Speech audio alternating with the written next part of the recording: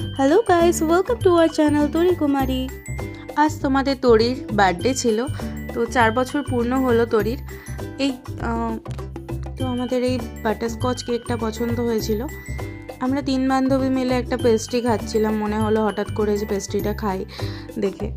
তো 3 জন মিলে পেস্ট্রি খাওয়া হয়ে যাওয়ার পর আমরা আবার বাড়ির দিকে রওনা দিচ্ছি। আমাদের কেক, ক্যান্ডেল, বেলুন সব নেওয়া হয়ে গেছে। যাই হোক, আমার মেয়ে তো বেলুন পেয়ে খুব খুশি, বেলুন নিয়ে খেলতে ব্যস্ত সে। আর কেন জানি না একটা একটা করে বেলুন ফেটেই যাচ্ছিল। অলরেডি 3-4টে বেলুন ফোলাতে ফোলাতেই ফেটে গেছিল।